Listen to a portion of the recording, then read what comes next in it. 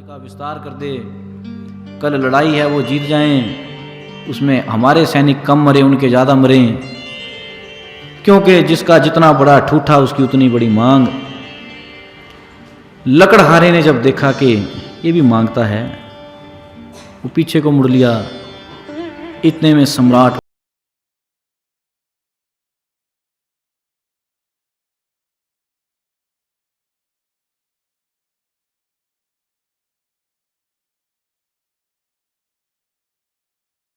वही लकड़हारे हो कि जी हाँ, कहता कुछ मांगने आए, कहता भिखारियों से क्या मांगना मैंने सोचा तू अपनी तरफ से देता है, तू भी मांग कर ही देता, मांग तो मैं भी लेता हूं। फिर भिखारी और भिखारी में क्या अंतर? अंतर है तो सिर्फ एक ठूठे का, पर फकीर भिखारी नहीं, कभी मांगने ना चल पड़ा। हे प्रेमी, तुम मांगते हो सुख शांति देना, फकीर सुख शांति भी नहीं मांगता। फकीरी मांग है, यदि सही अर्थों में देखो तो गुरु अर्जुन देव वाली मांग। जब साईं पास खड़े थे तो मुस्लिम, गुरु अर्जुन देव जी को बिठाने लगे तवी के ऊपर, कहता जी आज्ञा करो, भी सारा कुछ पलट दूं इन मुगलों का। गुरु अर्जुन देव जी फरमाते, कहते तेरे पास शक्ति कहाँ से आई? कहता जी आपकी कृपा। कहते जो तेरे पर कृपा है वो मेरे पास है नहीं, तू क्या उल्टेगा, तेरी औकात क्या है? ये सब उस एक मालिक की रजा है। यदि वो बचाना चाहे तो इस तवीक में सेक ही ना पड़े, और वो मारना चाहे तो जिस शैया के ऊपर लेटो वो भी गर्म हो जाए। फकीर का अर्थ आनंदित, न आगे न पीछे। पीछे होगा तो भिखारी होगा, आगे होगा तो दाता बन जाएगा। फकीर सम है, ना किसी से मांग रहा ना दे रहा। लोग कहते हैं कि संत दुआएं देते हैं, ये प्रेमी जो संत होगा वो दुआ भी नहीं देता। क्यों दे? जिसने तुझे पैदा किया उसने तेरे ऊपर सबसे बड़ी दुआ ये पढ़ दी कि तू इंसान है। दुआ का अर्थ कि तुझे कोई रोग है और प्रार्थना की जाए तेरा ठीक हो जाए। ए प्रेमी, जब ठीक था तब तूने कौन सा बहुत बड़ा पुण्य का काम कर लिया, अब ठीक होकर भी फिर वही करेगा। फकीर का अर्थ है प्रयास युक्त, सिर्फ और सिर्फ प्रयास, आगे कुछ नहीं। सिर्फ प्रयास है जीवन में। इसलिए ब्रह्मानंद कहते हैं कि यदि जीवन में फकीरी का नशा आ जाए, मजा आ जाए, अमीरी का फिर विचार ही खत्म, तजे सब काम दुनिया के। अब तजे का अर्थ तुम ये लोगे कि फकीर फटे कपड़े पहनकर घर से भाग जाएगा, काम छोड़ देगा। हे प्रेमी, फकीर होगा तो गुरु नानक साहिब जैसा, फकीर होगा गौतम बुद्ध जैसा, फकीर होगा महावीर जैन जैसा। करते भी बहुत कुछ हैं, कहने को सब कुछ तजा हुआ है, छोड़ा हुआ है। तजे सब काम दुनिया के, फिक्र घर बार की छोड़ी। फिक्र छोड़ने का अर्थ ये नहीं कि कोई चिंतन हटा दिया। कोई माता आकर रोती है बुद्ध के पास कि कृपा करो, मेरा पुत्र मेरी बात नहीं सुनता। कोई बुजुर्ग आकर कहता है कि झगड़ा हो गया, कोई कुछ कहे कैसा कहे। गौतम बुद्ध एक बात कहते हैं, कहते मां तेरा है क्या, पहले ये समझा दे। जो तेरा है यदि वो तेरे हक में नहीं तो मैं कुछ कर सकता हूं, जो तेरा है ही नहीं उसे तेरे हक में कैसे करूं।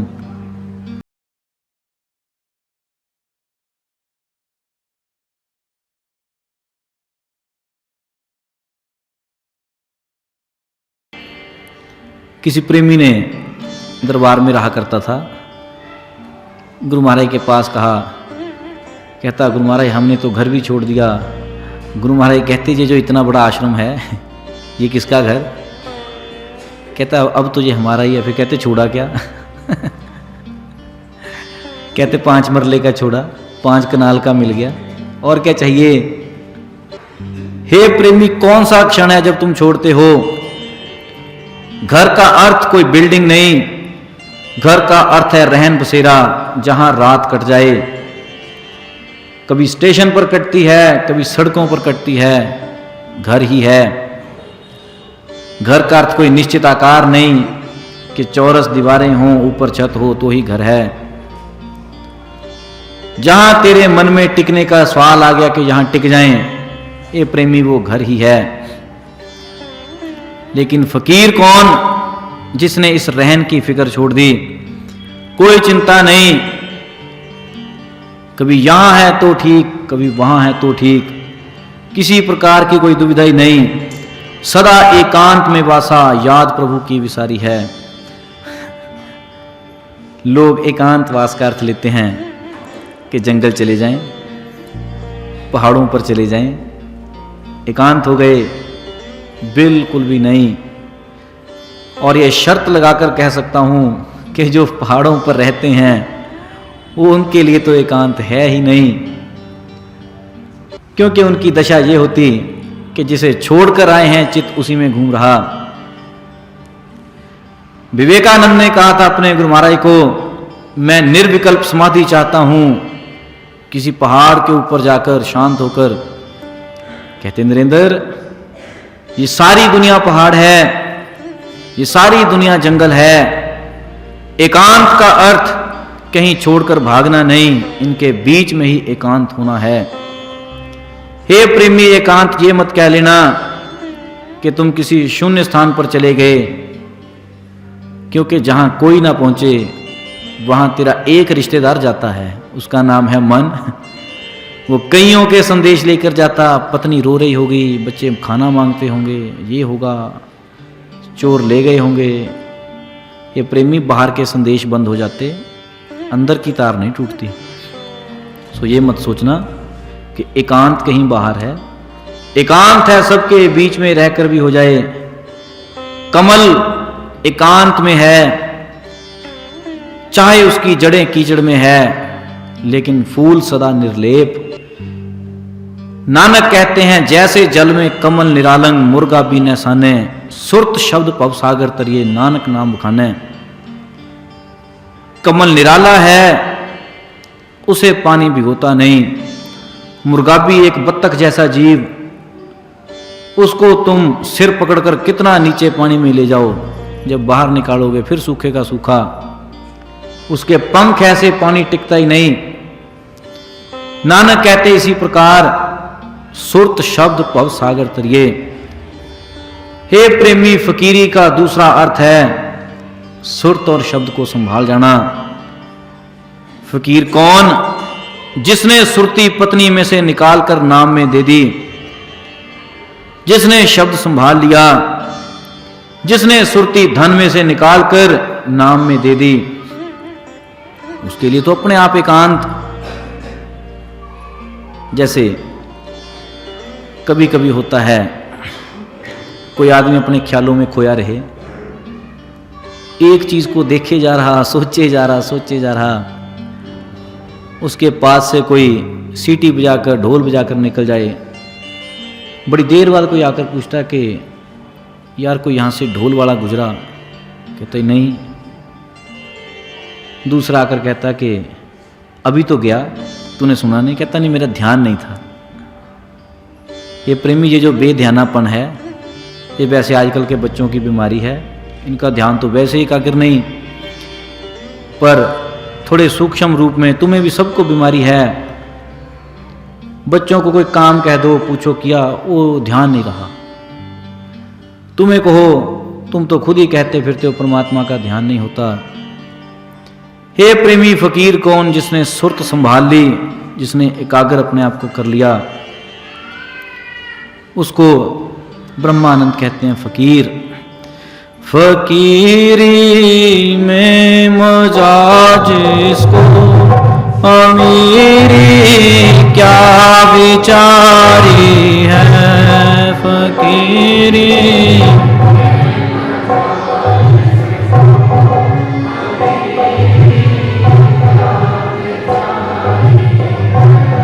नहीं नौकर किसी जन के, ना दिल में लालसा धन की, नहीं नौकर किसी जन के।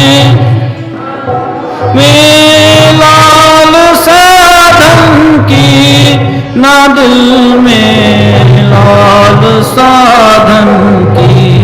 सबूरी धार कर मन में, फिरे जंगल बिहारी है। सबूरी धार कर मन में, फिरे जंगल बिहारी है। फकीरी में मजा जिसको, अमीरी क्या विचारी है। प्रेमी सज्जनों, सबूरी एक शब्द जो हमारे इतिहास में काफ़ी ज़्यादा वर्णित था। अभी भी लोग बातें करते हैं श्रद्धा सबूरी।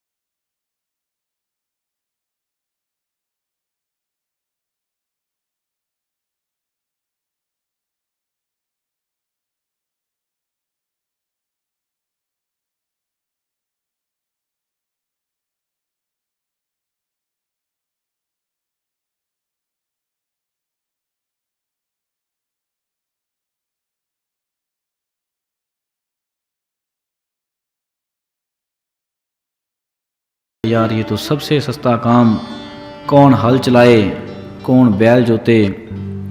ठीक है, चुपचाप गलियों में नाचना शुरू कर दो, सोने के थाल में भोजन मिलेगा। जब ये ख्याल आया तो साथ ही एक और ख्याल आ गया। वो ख्याल क्या था कि अच्छा चलो अपनी पत्नी को ये बैल और हल लुटाऊं, फिर बनते हैं फकीर। ए प्रेमी वो भी ऐसे फकीर बनना चाहता था जैसे आजकल ज्ञानी की डिग्री, शास्त्री की डिग्री है कि साल का 12,000 लगता है, 3 साल का करोगे तो शास्त्री का डिप्लोमा, 4 साल का करोगे डिग्री। वो भी बेचारा ऐसा ही कोई होगा।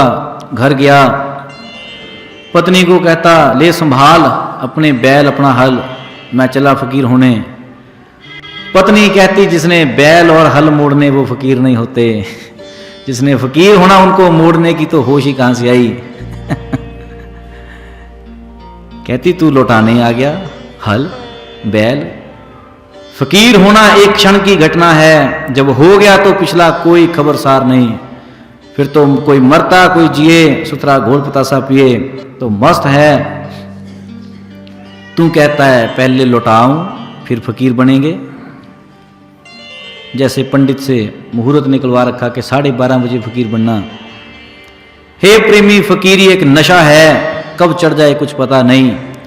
संगत हो पूर्ण महापुरुष की, वचन हो चोट पड़ती रहे। कभी कभी होश आता है कि हम कहाँ घूम रहे, किधर खोए हैं।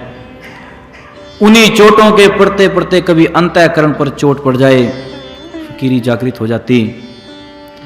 फकीरी का अर्थ राजा धर्मदास जिस प्रकार जागृत हुए। जब राजा धर्मदास को कबीर पहली बार मिले तो बड़े कठिन शब्द सुनने पड़े धर्मदास को। कहते, मूर्ख, बेवकूफ, तू किसको पूजता है जिसमें खुद जान नहीं? तेरे अंदर जान है तो उसको पहचान। धर्मदास हिल गए सर से पांव तक, बड़ी समस्या हो गई। 6 महीने तो रोते धोते कटे। अंत में जाकर कबीर के पास पहुंचे कि हे गुरु महाराज, अब मुझे भेद चाहिए। आप किसको कहते हैं ईश्वर?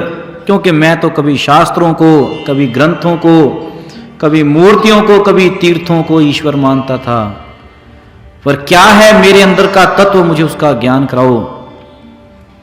तो तब जो कबीर ने भेद बताया, जो कबीर ने उस समय कृपा करी, उसको धर्मदास कहते हैं, हम तो सत नाम व्यापारी। कोई कोई लादे कांसा पीतल, कोई कोई लौंग सुपारी, हम तो लादे नाम धनी को पूर्ण खेप हमारी। कहते व्यवहार करते थे, सामान बेचते थे, कोई लोहा पीतल बेचता, कोई लौंग सुपारी, पर हम सत नाम का व्यापार करते हैं। ए प्रेमी, क्यों पलटा व्यापार, क्यों आई होश? क्योंकि कबीर ने कुछ दिया, कुछ होश दी। इसी बात को ब्रह्मानंद जरा अपने शब्दों में समझा गए कि नहीं नौकर किसी जन के, नहीं है लालसा धन की। किसी के नौकर नहीं, धन की लालसा नहीं। क्योंकि ये प्रेमी, सबसे बड़ी चीज़ तो धन है, बांध लेता।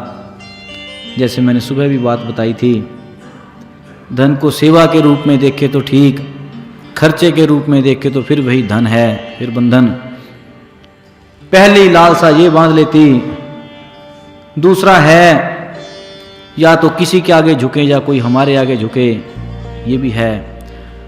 इस VIP के कीड़े से हमारे सन्यासी बहुत दुविधा में हैं, ज्यादा ग्रस्त हैं सन्यासी लोग। ग्रस्त कैसे हैं? उन्हें ये समस्या बनी रहती कि फलां व्यक्ति आया, उसने माथा नहीं टेका, उसने पांव नहीं छुए, वो अपने आप को ये समझ गया। सन्यासियों को बड़ी दुविधा हो जाती। हे प्रेमी, ध्यान रखना, नमस्कार तो हृदय का सवाल है, हृदय का काम है। हो गया तो हो गया, ये कहने से नहीं। आज सुबह एक माता अपने बच्चे को लेकर आई, बच्चा करे चैं चैं चैं, माता करे माथा टेक माथा टेक। हे प्रेमी, ये तो मुझे अच्छा लगा कि नमस्कार के संस्कार दे रही, पर तुम्हारे जीवन में ऐसा नहीं, ना ही ये भक्ति है। क्योंकि भक्ति जबरदस्ती का तो सौदा ही नहीं, भक्ति सौदा प्रेम का। भक्ति प्रेम की चीज है, बिल्कुल ये दिल का भाव है, बुद्धि के विचार नहीं। जो लोग बुद्धि से नमस्कार करते हैं, उनकी नमस्कार ऐसे होती है जैसे एक बांस लिटा दिया, खड़ा कर लिया। बांस का लेटना अर्थात डंडे की तरह सीधा ही लेटेगा, सीधा ही खड़ा, लचक नहीं। वो बुद्धि से नमस्कार करते हैं जैसे नसरुद्दीन करता होगा। पर एक दिल का भी सवाल है, जो दिल से होती है। जब हृदय से नमस्कार हो गई, कबीर को किसी ने कहा था, जी हमने आपको कभी कहीं झुकते नहीं देखा। कबीर कहते, जो है ही झुका हुआ उसको और क्या झुकाओगे? जो उठते हैं वही झुकते नजर आते हैं। जो खड़ा हो उसके तो लेटने को कोई देख सकता, जो लेटा ही है उसको और क्या करोगे? कबीर कहते, ये सिर एक बार झुका था रामानंद के चरणों में, दोबारा उठा नहीं, अब झुका ही रह गया। हे प्रेमी, जब लालसा ही ना रही तो सिर उठे क्यों? तुम्हारा सिर उठता है धन के लिए, पत्नी परिवार के लिए, बच्चों के लिए, नौकरी के लिए, कई चीज़ों के लिए। पर कबीर किसी चीज के लिए उठ सकते नहीं, नानक उठ सकते नहीं। झुक गए अर्थात झुक गए। नहीं नौकर किसी जन के, नहीं है लाल साधन की, सबूरी धार कर मन में फिरे जंगल बिटारी है। बस कहते सब्र धार कर, जिधर भी चला जाए उसके लिए वही जंगल है। जंगल ढूंढने से नहीं होगा कि जहां झाड़ियां हों, धोती कांटों में उलझे तो तुझे महसूस हो। ये जगत ही जंगल है, उसे कहते धार कर घूम रहे। लोगों से विचरते हैं, ये भी जंगल है। पत्नी से, बच्चों से, पति से बरतते हैं, वो भी जंगल ही है। क्योंकि हे प्रेमी, जंगल जाना कोई भक्ति का चिन्ह नहीं, अहंकार इकट्ठा करने का तरीका है। एक बेचारा सन्यासी उत्तराखंड रेलवे स्टेशन पर खड़ा, वहां किसी लड़के का उसके पांव के ऊपर पांव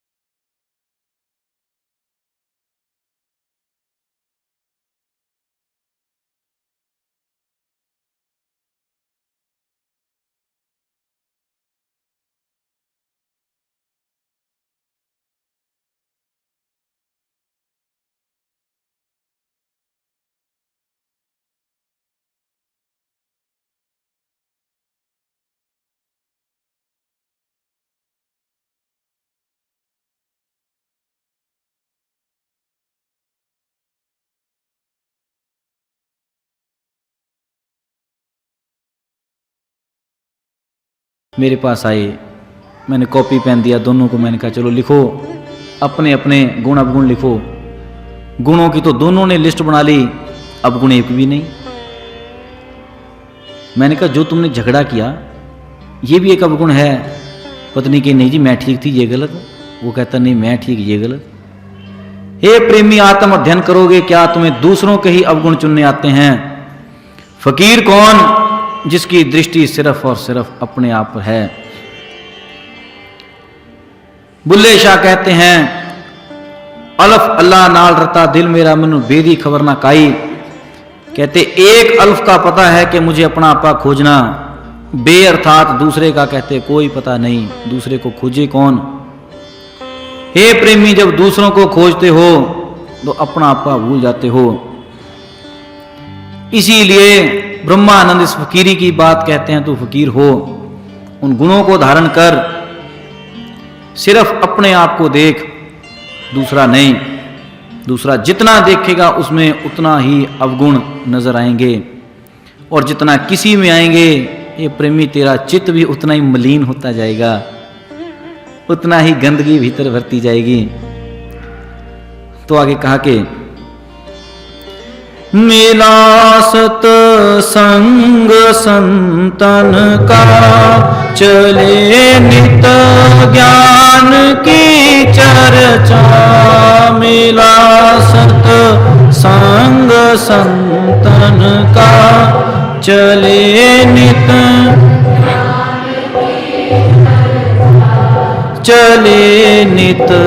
ज्ञान की चर्चा।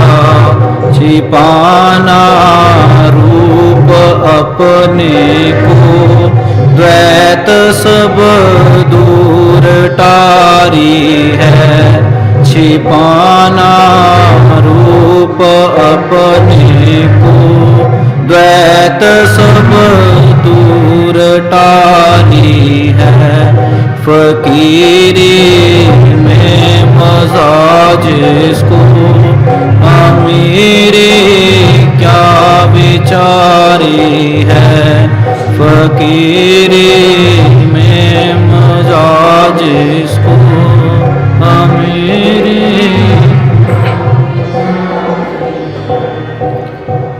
होते मिला। ब्रह्मानंद कहते हैं संतन का संग, संत का साथ मिला, उसका सानिध्य मिला, चले नित्य ज्ञान की चर्चा। ये दोनों रिलेवेंट थिंग, आपसी मेलजोल की बात।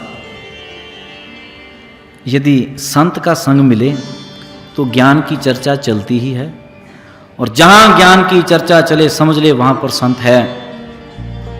ये दोनों ही मेल खाती बातें। लोग ढूंढते हैं कि हम भगवे वस्त्रों वाले के पास गए, उन्होंने चर्चा करी। हे प्रेमी, जहां चर्चा हो गई वहां संत है। फिर तुम कहोगे जी वो तो गृहस्थी भी करते हैं। प्रेमी कोई बात नहीं, जो गृहस्थी जितनी देर के लिए चर्चा करे वो उतनी देर के लिए संत है। जो संत गृहस्थ की बातें करे सो गृहस्थी है। ये तो सवाल है तेरा चित्त क्या कह रहा। जो चित्त कह रहा तो वो है। जैसा तेरा भीतर का नक्शा है तो वो है। चर्चा में है संत है, यदि इधर उधर की बातों में है तो गृहस्थी है। गृहस्थी और संत में मूलतः फर्क क्या है? जिसने मुंह संसार को मोड़ दिया, चित्त दे दिया सो गृहस्थ। जो परमात्मा की तरफ को मुड़ गया सो संत, सन्यासी। ब्रह्मानंद कहते हैं यदि संत का संग मिले, साथ हो, तो नित्य नित्य ज्ञान की चर्चा है।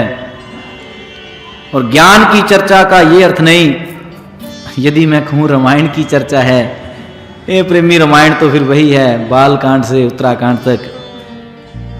गीता की चर्चा नहीं, ज्ञान की चर्चा। क्योंकि गीता क्या है? ज्ञान चर्चा का एक अंग। रामायण है उसका एक अंग, वेद है उसका एक अंग। चर्चा बृहद है, विस्तृत है, अनंत है। संत के पास ज्ञान चर्चा है, वो चाहे गीता के माध्यम से हो अथवा कबीर के माध्यम से, पर ज्ञान की चर्चा बारंबार उस एक आदि तत्व की चर्चा। ये नहीं कि उसमें कोई लाग लपेट, कोई इधर उधर की गप्पें हाँक दी, सिर्फ और सिर्फ ज्ञान। हे प्रेमी, ये होता है जब टीकाकारों ने गीता की टीका करी, उसके बड़े अर्थ बना दिए। आज भी 360-370 भाषाओं में गीता ट्रांसलेट हो चुकी। कई कुछ उसके अर्थ बना दिए, अपने अपने रंगीले से अर्थ हैं। कोई कुछ कह रहा, कोई कुछ कह रहा। और होता भी है जब संत बोलते हैं तो तत्व की बात, जब वो संदेश आगे जाता तो उसमें मिलावट हो जाती।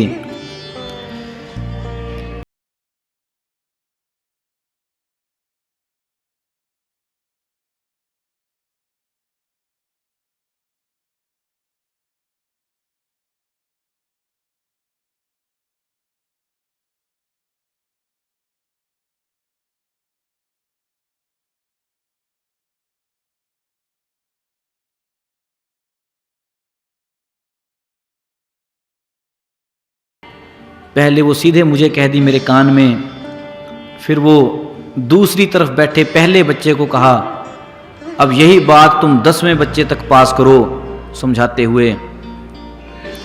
तो कहता जब 10वां बच्चा मैं था, एक तो अध्यापक ने मुझे सीधा बता दिया, और जो इनके माध्यम से बात आई, 10 के माध्यम से, वो कहता उसमें 20% बात मेरे तक आई, 80% वो कुछ और ही कर गए। ये प्रेमी, ये एक जर्नल सर्वे है, घर में कभी करके देखना।